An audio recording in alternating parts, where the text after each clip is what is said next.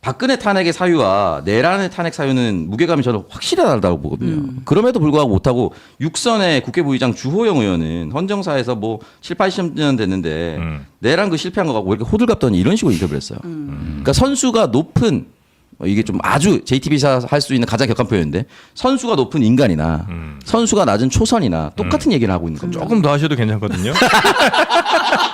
요거 저 유튜브로 나가는 거니까 네, 조금 더 해도 괜찮아요. 그래서 좀 암울하다. 네, 저는 반등의 기미가 전혀 보이지 않습니다. 장동현 대표가 내려간다 해도 반등의 기미가 보이지 않고 또 하나는 TK가 워낙 의석수가 많다 보니까 거기에 군수, 시장, 시의원, 도의원 준비하는 사람들은 네. 사실 윤 어게인에 붙어있을 가능성이 매우 높거든요. 그러면 개혁이 되면요. 네. 이 사람들 공천은 무조건 물갈입니다.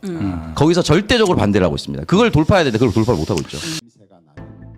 전날 대구에서 열린 한 정책 토론회에 참석한 주호영 국민의힘 의원.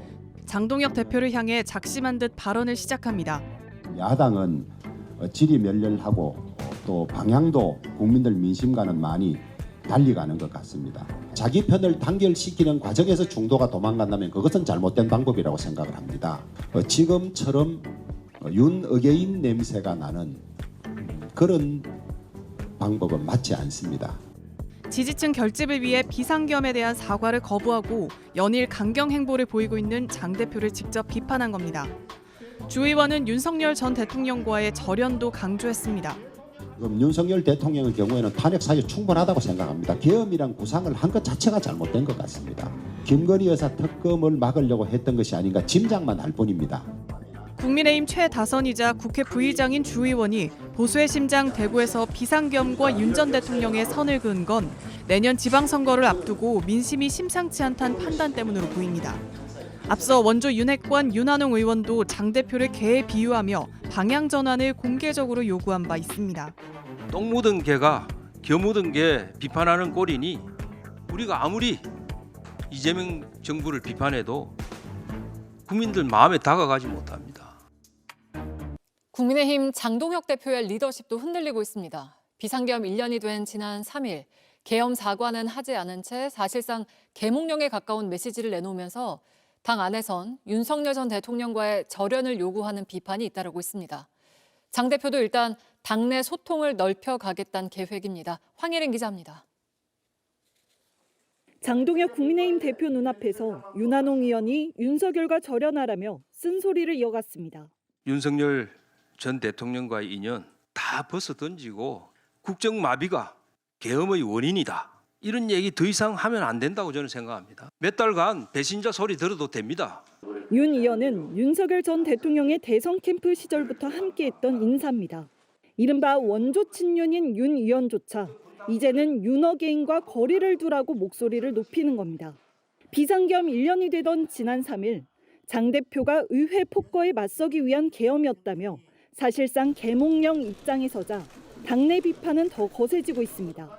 소장파 의원들 사이에서도 현 지도부 체제로는 어렵다는 기류가 확산되는 분위기입니다. 국민의힘 지지층 그리고 중도층 대다수가 지금 장동혁 대표가 가는 길이 안 맞다고 말씀하시고 있는 상황이기 때문에 조금 더 폭넓게 의원들과 소통을 좀 하시는 게 필요하지 않나.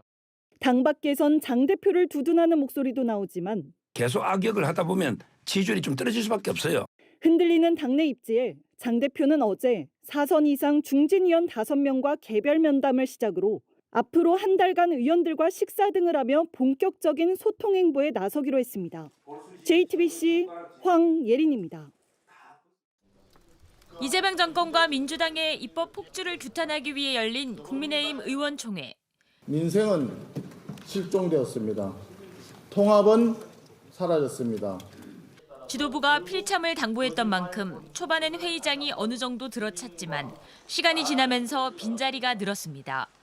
결국 소속 의원 절반 정도만 초청 인사들의 발표를 들었습니다. 나치가 무엇보다 중요시한 것은 언론 통제였습니다. 아무리 봐도 우리나라가 이쪽으로 가는 것 같은 걱정이 듭니다.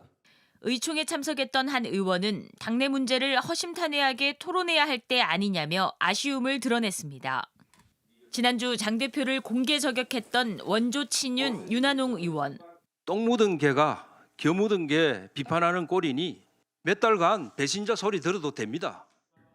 윤 의원도 어제는 휴대전화를 들여다보다가 자리를 떴습니다. 이러한 공개 저격에도 장 대표는 여전히 계획대로 가고 있다 주장했습니다. 저만의 타임 스케줄과 저만의 계획을 가지고 지금 가는 데 있어서 지금까지는 제가 생각했던 거에서 크게 이탈하지 않고 가고 있다고 생각합니다. 장 대표는 앞으로 한 달간 의원들을 만나 의견을 청취하겠다는 계획인데 바뀌려면 진작 바뀌지 않았겠느냐는 회의론도 감지됩니다. 계엄 1년 사과 성명을 냈던 의원 25명은 텔레그램 단체 대화방을 만들어 정책 대안을 제시할 후속 조치에 나설 예정입니다. JTBC 송재입니다.